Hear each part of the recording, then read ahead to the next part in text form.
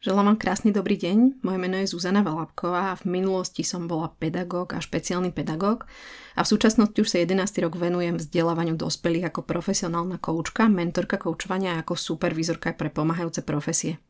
Dnešná téma, ktorú spolu prejdeme a verím, že bude pre vás obohacujúca, je téma nenásilnej komunikácie. Autor ju nazýva, že komunikácia pre život. Ja mám taký predpoklad, že by to mohlo byť preto, že komunikácia preniká všetky oblasti nášho života. Že dá sa povedať už od momentu, kedy sme ešte v brúšku, cez moment, kedy sa narodíme, tvoríme vzťahy, neskôr partnerstva a že sa zaraďujeme nejak do tej našej spoločnosti, tak je to stále o komunikácii. Takže verím, že aj komunikácia je veľmi dôležitou časťou nášho života. Poďme sa spoločne pozrieť, čo je teda úplne to najdôležitejšie, možno do čoho tá komunikácia zapadá. A hovorí sa, že najdôležitejšia časť každej spolupráce, každej jednej spolupráce, a teraz buď to je práve v tej vašej profesionálnej oblasti, alebo povedzme v oblasti pomáhajúcich profesí, alebo povedzme aj v tej podnikateľskej oblasti, ak sa s tým stretávate, je úplne najdôležitejšie vybudovať vzťah. Vzťah, v ktorom prevláda dôvera a v ktorom prevláda bezpečie. Takže tí ľudia, ktorí sa v ňom nachádzajú, nemajú pocit, že ten druhý na ňo číha, že mu chce nejakým spôsobom ublížiť. A keď sa aj náhodou niečo stane, tak oveľa jednoduchšie sa to vyjasní. Že tí ľudia sú si nejakým spôsobom blízki a sú stále v kontakte. Takže to, aby aj naša komunikácia dobre fungovala, a aby občas, aj keď spravíme nejaké komunikačné prešľapy, mohla dobre fungovať a aby sme si čím rýchlejšie teda odpustili alebo našli to opätovné spojenie, aj keď sa občas od seba vzdialime, je veľmi dôležité, aby sme mysleli na to, že potrebujeme budovať s tými druhými ľuďmi vzťah. A teraz, keby sme to pozreli z takej opačnej strany, že to otočíme, tak zistíme, že zrazu OK, a akým spôsobom teda budeme budovať s druhými ľuďmi vzťah taký, aby sme zostávali spojení. A tu nastupuje na scénu práve nenásilná komunikácia alebo jej koncept, o ktorom dnes budeme hovoriť. Takže my aj pomocou toho, akým spôsobom komunikujeme s druhými ľuďmi, buď naše spojenie, náš vzťah upevňujeme, alebo naopak náš vzťah oslabujeme a ak sa necítime bezpečne v niektorom vzťahu, ak sa napríklad necítite bezpečne vo svojom vzťahu s nadriadeným alebo s kolegom, tak je veľká pravdepodobnosť, že nebudete prinášať to, čo vás trápi, nepoviete to, čo si naozaj myslíte. A častokrát práve z týchto vecí vznikajú konflikty, nedorozumenia alebo vzťahy, ktoré sú veľmi vzdialené a potom tým trpí celá okolitá spoločnosť. Alebo niekedy to môže byť napríklad aj trieda. Pozrime sa na to, že čo je obsahom tej komunikácie. Tak prvá vec je, že otázka je, že čo to vlastne komunikujem, ak niekomu niečo komunikujem. Čo je obsahom mojej komunikácie. A pretože častokrát komunikujeme a nie sme si vedomi toho obsahu, ktorý dávame von z našich úst doslova a možno ani obsahu, ktorý komunikujeme neverbálne. To znamená, že čo vlastne ja dávam tým mojim kolegom alebo tomu svojmu okoliu najavo. Čo komunikujem z hľadiska obsahu. Ako to komunikujem? A tam sa budeme pýtať na spôsob, ktorý si volíme.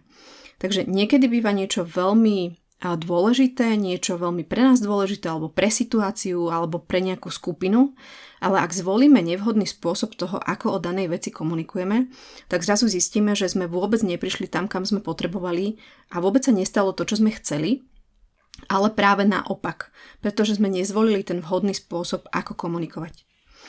A ďalším dôležitým aspektom je, že ak niečo idem komunikovať, tak je veľmi dobre si uvedomovať, že čo ma vedie k danej veci, že prečo túto danú vec chcem vlastne komunikovať, čo je tým dôvodom.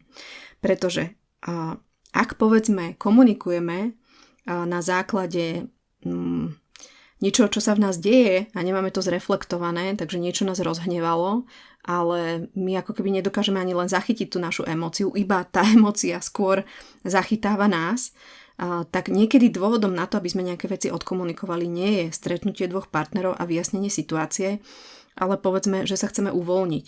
Možno aj vy ste to zažili z opačnej strany, keď niekto prišiel a vysypal na vás všetky tie veci, ktoré mu bežali hlavou, alebo to, aké on mal predpoklady o tom, čo ste urobili alebo čo ste neurobili. A práve to, že ten jeho vnútorný dôvod bol že nemal zreflektované, čo chce vlastne povedať alebo čo chce vlastne dosiahnuť. Takže nemal určený nejaký svoj vlastný cieľ a ani len nepoznal dôvod toho, že čo vlastne chce komunikovať a čo ho k tomu vnútorne vedie. Tým pádom toto nás potom odvádza, keby sme vyšli týmto rebríčkom hore, do toho, že volíme nevhodný spôsob tej komunikácie a prinášame obsah, ktorý možno s danou situáciou ani nesúvisí. Takže ak by sme začali veľmi pragmaticky, aby to nebolo iba o teórii, tak v komunikácii je veľmi užitočné, ak poznáme ten dôvod toho, prečo ideme komunikovať nejakú vec, prečo ideme niečo riešiť, čo máme vlastne za tým. To nás vedie k tomu, aký spôsob zvolíme, alebo možno niekedy prídeme na to, že ak ten náš dôvod nie je dosť dobrý dôvod na to, aby sme tie dané veci komunikovali, ak z tej reflexie vyjde niečo také, že možno vlastne toto ani úplne nechcem komunikovať, alebo práve áno, toto by som potrebovala odkomunikovať, tak sme oveľa vedomejší v tom, aký spôsob si zvolíme. A keď si zvolíme spôsob, ako niečo komunikovať, tak si ešte vyjasníme obsah toho, čo budeme komunikovať, aby to naplnilo tie naše potreby, ktoré máme k danej situácii. Takže najdôležitejšia časť je vzťah v každej spolupráci a vzťah posilňujeme aj tým, akým spôsobom spolu komunikujeme. Možno aj vy máte skúsenosť z toho, že občas ten scenár tých rozhovorov je taký, že my to myslíme dobre, alebo ten druhý komunikačný partner to myslí naozaj dobre, má v tom pozitívny zámer, ale to, čo sa stane, je, že niekde nastane skrat spojenia a vznikne, povedzme, konflikt. A je to v tom momente, kedy si spolu nerozumieme, tak v tom momente začína vznikať konflikt, pretože energia na jednej strane stúpa, lebo tie emócie sú také viac rozbúrené a keď toto sa deje na obidvoch stranách a každý má potrebu nejakým spôsobom hájiť si to, čo hovorí a povedzme nepočúva tú druhú stranu, tak v tom momente tam narážame a vzniká ten konflikt. A deje sa to niekedy preto, lebo viac sa sústredíme na to, že chceme my mať pravdu, že chceme dokázať, že to, ako to my myslíme, to, ako to chceme povedať, tak to len tá druhá strana nerozumie a my sme OK, ale druhá strana nie je OK. A práve na tomto sa láme ten konflikt. Možno takým dobrým uvedomením je, že aj my sme OK, aj druhá strana je OK, iba potrebujeme nájsť ten prienik, kde si spoločne budeme rozumieť. A my aj trošku neskôr budeme hovoriť o tom, akým spôsobom k tomu prispieť z tej našej strany. Občas scenárom rozhovorov vzájomných je nedorozumenie. A tie nedorozumenia nevznikajú preto, lebo ľudia by to chceli. My máme všetci pozitívny zámer. Chceli by sme sa s druhými mať dobre a chceli by sme si vzájomne rozumieť a mám pocit, že všetci potom túžime. Iba niekedy sa stane to, že nepoznáme ten spôsob, ako si vzájomne porozumieť. Častokrát si nesieme nejaké komunikačné vzorce, či už z rodiny, či už z partnerského vzťahu, alebo niekedy aj zo skupiny, kde sa nachádzame. A ak nemáme tie vhodné stratégie, ak nemáme nejaké zručnosti, ako niektoré veci komunikovať a ako si vzájomne porozumieť, tak stále volíme iba ten jeden spôsob. Takže to, čo potrebujeme, je nájsť si nové cesty, nájsť si nové stratégie a naučiť sa nové zručnosti, ako tú vec komunikácie a toho porozumenia uchopiť trochu inak ako doteraz. To, čo sa deje, keď máme nejaké vzájomné nedorozumenie, je, že strácame kontakt s tým partnerom. A možno by som to aj prepojila s tým konfliktom. Hovorí sa taký príbeh o tom, že keď dvaja partneri na seba kričia vzdialene, že prečo na seba potrebujú kričať. No potrebujú na seba kričať preto, lebo sa vzájomne vzdialili. Ak si predstavíte, že stojíte od niekoho ďaleko a chcete mu niečo povedať, tak skutočne tam asi nastane ten moment, že na ňo kričíme. Ak sme si ale blízko, tak stačí, ak to hovoríme normálnym tónom, ak zvolíme trošku iný spôsob, možno aj tichší prejav. Takže toto mám hovorí vlastne o tom, prečo možno aj v tých konfliktoch vznikajú tie nedorozumenia a potom následne tie zranenia, o ktorých budeme teraz hovoriť, pretože my sme vzdialení od seba a tým pádom to demonstruje aj ten náš hlas, ktorý potom zdvíhame a snažíme sa tým ľuďom to dovysvetľovať práve cez to, že zdvíhame hlas. Je fajn si uvedomiť, že zdvihnutý hlas alebo nejaké autoritatívnejšie vysvetľovanie nespôsobuje porozumenie. Je to z našej strany taký dôraz na to, aby nám druhí ľudia rozumeli, ale nie úplne to funguje. Niekedy práve z takýchto vecí vznikajú až zranenia, že niekedy to je, že nedorozumenie, niekedy je to trochu konflikt, ale niekedy z toho sú ľudia skutočne zranení. A je to vtedy, ak začíname v tej našej komunikácii tlačiť na toho komunikačného partnera a používame napríklad slova alebo slovné spojenia, ktoré sú zraňujúce. A tam vidíme, že sme sa vzdialili, že potrebujeme sa znovu trošku priblížiť a potrebujeme aj trochu vedome pracovať s tými našimi slovami, slovnými spojeniami, aby sme toho nášho komunikačného partnera nezraňovali, pretože čím viac sa snažíte to nejakým násilím vysvetliť, čím viac možno pritvrdzujete na hlase alebo používate také závažnejšie slova, tak tým to je viac zraňujúce a tým sa ešte viac vzdialujete od svojho komunikačného partnera. Skúsme sa pozrieť na to, s akým pozitívnym predpokladom by sme mohli narábať. A možno ste niekedy slovo mindset počuli, alebo slovo nastavenie mysle, slovné spojenie. A tu budeme pracovať práve s tým nastavením mysle, ktoré by mohlo nám ponúknuť pozitívny predpoklad. Našim pozitívnym predpokladom v tomto bode bude, že ľudia disponujú nejakou mierou empatie. Môže to byť rôzne, podľa toho, aký sme osobnostne, môže to byť rozdielne v tom, ako sme boli vychovávaní alebo k čomu nejakým spôsobom inklinujeme, ale môžeme si povedať, že ľudia skutočne disponujú nejakým druhom empatie, nejakou mierou empatie a že každý z nás sa nejakým spôsobom snaží výjsť tomu druhému človeku v ústretí, alebo každý z nás sa snaží porozumieť a nejakým spôsobom komunikovať, aby sme sa spolu dohodli. Tento citát mi to pripomína veľmi dobre, že srdce človeka túži po kontakte a najviac túži po skutočnom dialógu. Že každý z nás túži po tom spoločnom dialógu s tým komunikačným partnerom. Ale častokrát, ako sme už spomenali, nemáme stratégie a nepoznáme spôsob, ako situáciu lepšie a efektívnejšie zvládnuť. Práve cieľom nenásilnej komunikácie je to, aby sme dokázali zostať v spojení, prvá vec so sebou, a potom zároveň s inými. Pretože nenásilná komunikácia pomáha, aby sme aj napriek rozdielom, ktoré medzi nami sú, dokázali nájsť spoločnú cestu. Nie je to o tom, že všetci budeme komunikovať rovnako, používať rovnaké slova, ale aby sme dokázali aj oceniť tú našu inakosť a priniesť ju aj do tej komunikácie, ale zároveň, aby sme dokázali nájsť aj spoločnú cestu na to, ako sa spolu rozprávať, akú formu zvoliť, alebo akým spôsobom urobiť to, aby sme došli k tomu svojmu želanému cieľu, tak aby obidve strany boli OK s tým, čo sa deje. A v zásade je dôležité povedať, že nám nejde o to, aby iní robili to, čo chceme, ale aby sme mali medzi sebou taký druh spojenia, ktorý nám pomáha k tomu, aby sme si efektívne rozumeli, aby sme vedeli medzi sebou komunikovať s porozumením. Čo teda treba, aby to bolo možné? Najprv je veľmi dôležité, aby sme hovorili o naplnených potrebách na oboch stranách. Prečo je to vlastne tak, že máme problém v tej komunikácii? Pretože častokrát sa stáva, že my pracujeme na základe nejakých predpokladov alebo presvedčení alebo našej vnútornej pravdy. Takže my máme niekedy predpoklad o tých druhých ľuďoch, predpoklad o tej danej situácii, alebo máme nejaké druhy presvedčení.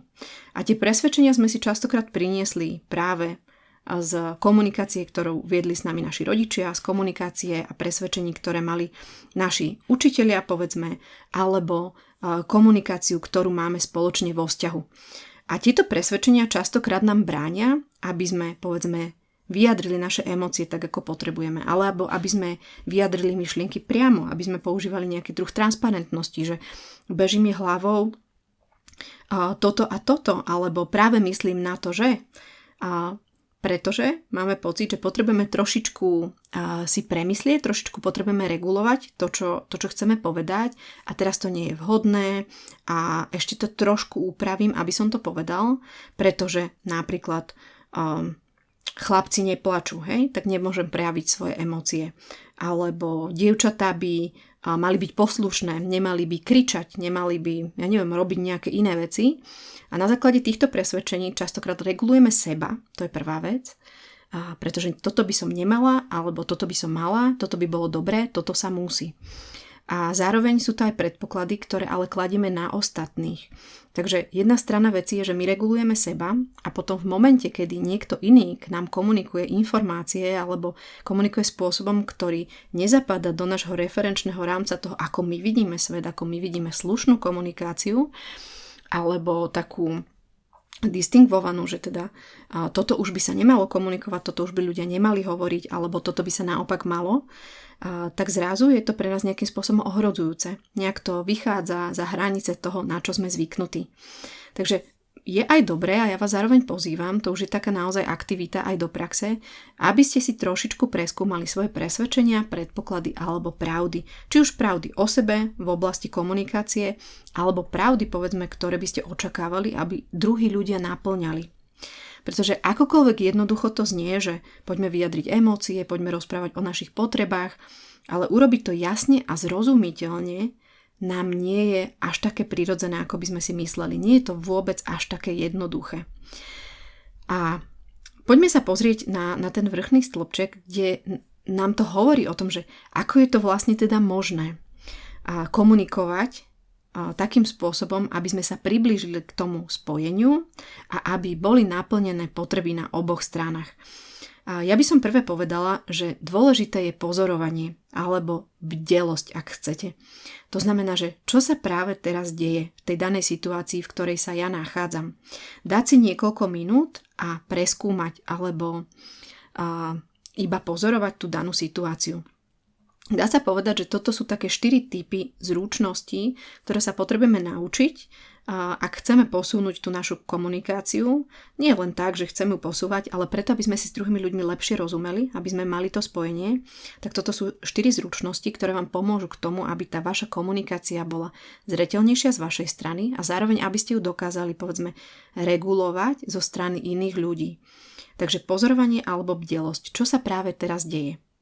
Potom aktívne počúvanie. Čo mi to partner hovorí? Čo to vlastne počujem, že mi hovorí? A akým spôsobom to vyhodnocujem? Takže tieto veci veľmi spolu súvisia. Pozorujem, som bdelý, v akej situácii sa práve teraz nachádzam a zároveň aktívne počúvam, že čo mi ten partner vlastne chce komunikovať. Čo to ja počujem? Následne, čo sa vo mne deje? Aké pocity alebo emócie to vo mne zobúdza? To, kde práve sa teraz nachádzam a to, čo počujem, že mi partner komunikuje. A na základe toho vzniká nejaká moja odpoveď, zväčša nejaký druh reakcie.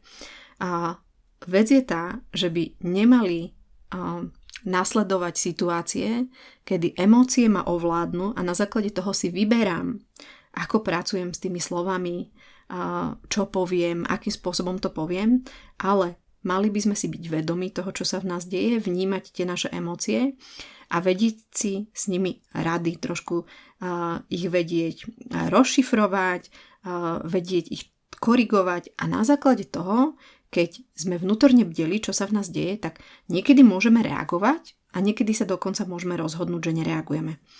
Ak reagujeme, tak a je to verbálna reakcia, tak je fajn, ak si uvedomujeme prácu s jazykom, ktorú robíme.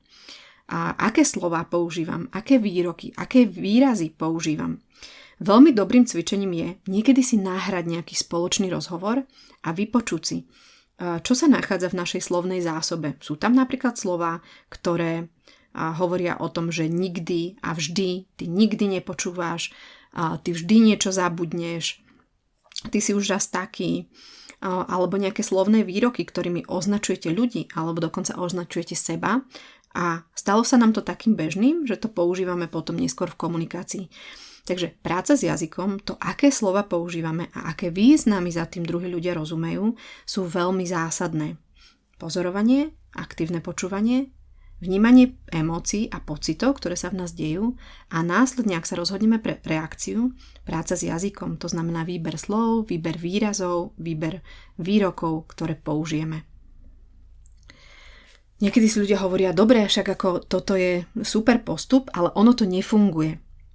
Nenásilná komunikácia nám vie pomôcť k tomu, aby sme sa naučili, ako jasne rozpoznať, vyjadriť svoje emócie, vnímať a vyjadriť svoje potreby, ale zároveň aj ako konkrétne navrhnúť nejaký druh akcie. Chvíľočku sa ale zastavíme pri tom, kedy nám to ešte chvíľku nefunguje. Pretože keď si všimnete tie vety dole, mám pocit, že by si to mal vedieť lepšie. Cítim, že neustále pracuješ. Mám pocit, že Katarína reagovala neadekvátne. Keď sa pozriete na tieto výroky, možno vám hlavou prebehne, že veď to je vyjadrenie emócií. Keď si to ale dobre pozrieme bližšie, tak si uvedomíme, že to vlastne nie je o emóciách. To, že povie niekto mám pocit alebo že cítim, neznamená, že vyjadruje emócie. Takže v skutočnosti v týchto troch výrokoch nie je vyjadrený pocit, ale je tam vyjadrené hodnotenie. Pretože to, že my máme pocit, že by to mal niekto vedieť lepšie, tak to v skutočnosti neopisuje náš pocit, ale je v tom skrytý názor, alebo je to v tom skryté hodnotenie, že niekto by to mal predsa vedieť lepšie, ako si to my predstavujeme. Cítim, že neustále pracuješ. Znova, nie je to nejaký druh emócie, ktorú my zažívame, nie je to niečo, čo sa deje vnútri v nás, čo by sme vedeli vyjadriť, ale je to nejaký druh hodnotenia, ktorý sa skrýva za tým, že sme povedali, že cítim. A mám pocit, že Katarína reagovala neadekvátne. Znova, nie je tam vyjadrený náš vnútorný pocit toho, čo sa v nás deje a ako tomu rozumieme, ale je tam vyjadrené hodnotenie toho, ako Katarína reagovala alebo nereagovala. Takže nedorozumenia často vznikajú v tom, že máme pocit, že komunikujeme emócie a potreby, ale v skutočnosti komunikujeme hodnotenia, kritizujeme iných ľudí, vyjadrujeme skryto svoj názor, alebo dokonca chybne interpretujeme veci, ktoré nám druhí ľudia hovoria. A ono to funguje. Poďme pozrieť na to, ako to funguje. V prvom kroku potrebujeme rozpoznať naše vnútorné pocity a vyjadriť naše potreby a vedieť, ako ich odkomunikovať následne tej druhej strane. Keď si požičiame z toho predchádzajúceho slajdu to pozorovanie, to by som dala ešte pred tým rozpoznaním pocitov, alebo to rozpoznanie pocitov sa deje práve v tom preskúmavaní toho, kde sa práve nachádzame a čo sa v nás deje. To nám umožňuje, aby sme mali kontakt sami so sebou. Viem, kde som, viem, čo sa deje, viem, ako sa teraz cítim a rozpoznávam tie svoje pocity a zároveň uvažujem nad tým, akú mám aktuálne potrebu, ktorá súvisí s tou emóciou, ktorá vo mne aktuálne žije. Ak mám identifikovanú potrebu, tak potom nastáva tá forma komunikovania tej svojej vlastnej potreby druhej strane tak, aby to tá druhá strana mohla porozumieť, aby sme sa mohli stretnúť, aby z toho práve nemusel vzniknúť konflikt, nedorozumenie alebo až nejaké zranenie. Takže pozorovanie a zameranie na to, čo práve teraz cítim, čo práve teraz potrebujem a akým spôsobom to odkomunikujem.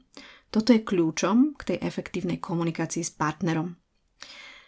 Poďme si predstaviť trošku to, ako by to nemalo vyzerať a zároveň to, ako by to malo vyzerať. Na tej ľavej strane máte stretnutie s kolegyňou, podriadeným žiakom a vy ste tam na čas, ale on napríklad meška. Keď ten človek príde, tak vaša frustrácia vykypí a to, čo zo seba dostanete, je, že je skutočne hrozné, že meškáš, si totálne nezodpovedný, ak to takto pôjde ďalej tak. A možno použite ešte nejakú výhrážku k tomu, aby ten človek jednoducho vedel, že to myslíte vážne. A to, čo sa deje, je, že nevyjadrujete vaše emócie, nehovoríte ani o vašich vlastných potrebách a už vôbec to nemá žiadny dopad na to, aby ste nejakým spôsobom mali dopad na to, že na budúce sa to nestane. Alebo že by ste tomu svojmu komunikačnému partnerovi povedali, ako by ste si to prijali a čo by sa malo stať na budúce. My niekedy máme pocit, že keď používame takúto formuláciu, takže musí byť úplne jasné každému, že čo ste tým chceli povedať. Že ste tým chceli povedať, že ste naozaj nahnevaní a že očakávate, že na budúce príde náčas. Pravda je ale taká, že ten človek na druhej strane si to pravdepodobne takýmto spôsobom neinterpretuje, takže on tomu nerozumie tak, ako vy si myslíte, že ste mu to povedali. Môže to byť takto. Som nahnevaný, pretože si prišiel 20 minút potom, ako sme sa dohodli. Takže je tam nejaký popis mojej vlastnej emócie. Som nahnevaný alebo som nahnevaná. A prečo sa to deje? No pretože si prišiel 20 minút potom, ako sme sa dohodli. Hovoríme o nejakých konkrétnych faktoch. Hovoríme o časovom rámci a zároveň hovoríme o nejakej spoločnej dohodne. Nedal si mi vedieť, že budeš meškať. Ešte spomíname aj to, že neboli sme informovaní, že sa niečo zmenilo. Potreboval som začať na čas, keďže na mňa čakajú iné povinnosti. Tuto môžeme počuť vyjadrenie toho, čo sme my potrebovali, alebo aká je naša potreba v tej celej situácii. A zakončíme to, prosím, môžeš prísť na budúce na čas, je to pre mňa skutočne dôležité. Môžete to dať ako opytovaciu vetu, ja to tam mám ako oznamovaciu, môžete to pokojne povedať, prosím, môžeš prísť na budúce na čas, je to pre mňa skutočne dôležité. Takže ak si všimnete, tak tá štruktúra nám postupuje od toho, akú emóciu ja zažívam a prečo sa to tak deje, a tam je dobre použiť konkrétne fakty. Zároveň vyjadriť to, čo ste potrebovali, alebo aké boli očakávania, toto je vo vzťahu k minulosti, že potreboval som začať na čas, takže mali sme tam nejakú potrebu, ktorá nebola naplnená, ale zároveň toto nie je koniec tej našej spoločnej konverzácie. Na to, aby sa niečo v budúcnosti zmenilo, je dobré vysloviť aj tú svoju požiadavku. Prosím, môžeš na budúce prísť na čas? A čo nás učí nenasilná komunikácia? Keď ste si všimli, tak už to bolo na tom slajde predtým a je tam jedna taká silná zručnosť a to je, že ja som zodpovedný za svoje vlastné emócie a iní sú zodpovední za svoje emócie. Takže keď si to prehráme na tom príbehu z predchádzajúceho slajdu, tak to nie je tak, že ty si ma nahneval, lebo si meškal, ale ja sa cítim nahnevaná. Nie je to tak, že ty si ma nahneval, ty si to spôsobil, ale tie emócie sa dejú v nás. To my sme sa nahnevali, pretože bolo pre nás niečo dôležité a to sa neuskutočnilo. Takže neboli stretnuté naše potreby alebo naše očakávania. Zároveň je to ale aj do opačnej strany. Možno zažívate vo vzťahoch, že vás niekto obviňuje z toho, že vy ste ho nahnevali, že vy ste ho zahambili, že vy ste ho strápnili, že vy ste ho vyprovokovali. V skutočnosti je to ale tak, že on zažíva nejaký druh vnútornej emócie. Niekedy môže byť pravdou, že urobíme niečo, čo tomu druhému človeku príde ako zahambujúce. Tam je veľkou otázkou, že či sme urobili niečo naozaj naschvál a chceli sme toho druhého človeka zraniť, pretože sme zažívali nejaké emócie, chceli sme mu niečo oplatiť, alebo že či sme skutočne urobili niečo, čo ani len nevieme, že toho druhého človeka by mohlo zahambiť alebo že by ho mohlo vyprovokovať. Takže v zásade koncept nenasilnej komunikácie nám ponúka taký nástroj, ktorý sa volá ja-jazyk. A toto nám pomáha v tom, aby sme zostali v tej rovine, že ja som zodpovedný za svoje emócie a ty si zodpovedný za tie svoje emócie. Ja-jazyk nám hovorí, že ja sa cítim nahnevaná, lebo sa niečo stalo. Nie, ty si ma nahneval tým, čo si urobil. Nechala som sa vyprovokovať. Nie, ty si ma vyprovokoval tým, čo si urobil, ale vo mne sa spustil proces, pretože tieto slová boli niečo, čo mňa vnútorne vyprovokovalo. A cítim sa byť zahambená. Je to veľmi náročné, toto som viackrát počula, že zdá sa nám, že tí iní ľudia nás trápňujú, ak dieťa niečo urobí alebo partner niečo povie a my sa cítime byť zahambení. A to, akým spôsobom to komunikujeme, je nie ten ja-jazyk, že to, čo sa deje mne, ale otočíme to proti tým ľuďom a povieme, totálne si ma strápnil, čo si to urobil. A tam začína vznikať to oddiaľovanie, až ten konflikt, až to ublíženie nakoniec. Pretože tým prvým oddelením začíname ešte také menšie zbranie, ešte sa tá komunikácia tak ako keby ešte vyvíja, ale zrazu, ak ten človek cíti sa byť v ohrození, ak sa cíti byť obvinený, tak začína používať silnejšie a silnejšie zbranie, začína vysvetľovať, ospravedlňovať sa, až to môže prejsť do obviňovania a to je niečo, kam nechceme zájsť. To, aby sme spolu mali to spojenie, ktoré nám umožňuje, aby sme si rozumeli, tak k tomu nám pomáha aj práve používanie ja-jazyka. To znamená, hovoríme o sebe a v tom, čo sa v nás deje, aké potreby máme a ako by sme potrebovali od druhých, aby s nami spolupracovali na ich náplnení. Tuto je predstavenie celého modelu nenasilnej komunikácie, alebo môžete to nájsť ako NVC, Non-Violent Communication, a práve tento model pomáha vytvárať spojenie medzi ľuďmi. Je krásny, ja ho mám rada, pretože je veľmi jednoduchý a veľmi funkčný. My už sme to trošku načtli, ale aby sme to celé tak zhrnuli, aby ste vedeli aj vy si podľa toho prejsť, tak to prvé, čo nám model nenásilnej komunikácie odkrýva, je práve to pozorovanie, o ktorom sme hovorili. To je opis toho, čo sa deje, čo osoba robí alebo čo osoba urobila. A to pozorovanie, to naše pozorovanie sa deje vlastne ešte predtým. Takže ak sme bdelo prítomní v tej danej situácii, tak máme možnosť pozorovať, vnímať, byť bdelí a všímať si, čo sa vlastne okolo nás deje. Tým pádom naše emócie nevládnu nami, ale my máme tú situáciu viac menej pod kontrolou. Prvý krok je teda spojenie so sebou a krátky moment premýšľania. Čo to tá daná osoba vlastne urobila? Potrebujeme si trošičku zreflektovať, pretože taká okamžitá reakcia môže byť práve reakcia z toho nášho nevedomia, že nás niečo podráždilo, že s niečím nesúhlasíme, že na niečo máme naozaj iný názor.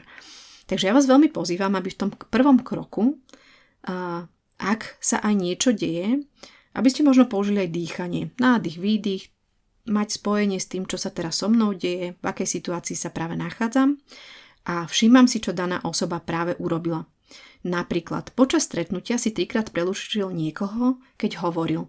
Takže už následne, keď potom komunikujeme s tou danou osobou a chceme jej niečo vyzdieľať, povedzme po stretnutí spoločnom na porade, tak s ním komunikujeme takto. A nie je to tak, že necháme prevládnutie naše emócie v tom momente a povedzme nejakým nevhodným spôsobom zastavíme toho človeka na tej porade. Mohlo by to naozaj pôsobiť veľmi poprvé neprofesionálne, alebo mohlo by ho to zraniť, alebo mohlo by to zneistiť aj celú skupinu. Takže ak chceme, povedzme, komunikovať niekomu, kto na porade pôsobil veľmi dominantným spôsobom, alebo povedzme aj ak bolo nejaké triedne stretnutie a niektoré z detí pôsobilo veľmi dominantne a ono chcelo nejakým spôsobom odkomunikovať to, čo zažilo, alebo to, ako ono o tom rozmýšľa, tak mu vieme komunikovať práve túto vec. Vieme zostať v spojení so sebou a vieme komunikovať. Počas stretnutia si 3-krát prerušil niekoho, keď hovoril. Zároveň zdieľame to, čo vnútorne cítime. Takže to je spojenie so sebou nám vlastne umožňuje, aby sme vyjadrili to, čo vnútorne prežívame. Mám obavu, že niektorí ľudia alebo niektorí tvoji spolužiaci nedostali priestor na to, aby sa mohli k veci plne vyjadriť, alebo aby každý mohol povedať svoj názor. Takže v tom je vyjadrená ten náš emočný pochod. Takže máme obavu, hej? Vyjadrujeme o tom, že čo sa v nás deje. A v 3. kroku vyjadrujeme potreby. Potrebovala by som, aby sa každý cítil bezpečne a mal priestor vyjadriť sa k situácii tak, ako potrebuje. Alebo možno by mohol priniesť nejaký nový pohľad, nejaký nový názor, nejaký nový uhol pohľadu. Takže zároveň v 3. kroku vyjadrujeme to, čo by sme potrebovali. A v 4. kroku, tam to nekončí v tom 3. bode, ale v 4. kroku vyslovujeme požiadavku na nejaký druh zmeny. Môžeme mať 2 požiadavky. Jedna požiadavka môže byť požiadavka na spojenie. Ako o tom rozmýšľaš ty? Ako sa cítiš, keď to počuješ? A tieto otázky smerujú na také vzťahové spojenie, že my len nechceme tomu človeku povedať, že má niečo urobiť inak, ale chceme mu zdieľať, čo sme vypozorovali, a čo cítime a čo by sme potrebovali a zároveň nás zaujíma, ako sa on v tom celom má.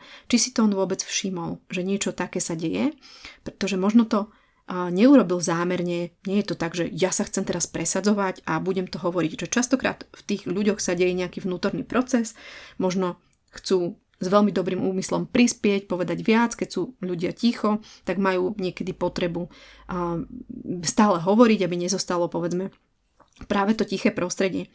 Takže ak máte požiadavku na to spojenie, tak sa môžete pýtať, ako o tom ten daný človek premýšľa, že toto sa stalo, alebo ako sa cíti, keď počuje, že mu práve toto zdieľate. Prejavuje sa tam taký úprimný záujem o to, čo ten človek prežíva a ako on to má. Zároveň, ale môžete si vybrať, že v tomto momente nechcem budovať nejaké spojenie medzi tým daným človekom, v tomto momente potrebujem dať požiadavku na akciu. Môžete teda zhrnúť svoju požiadavku. Na zajtramšom stretnutí by som rada vyskúšala, že každý bude mať 5 minút na vyjadrenie a ostatní budeme trochu trénovať počúvanie. Aké by to bolo, keby sme to takto vyskúšali? Ako ti znie práve takýto experiment?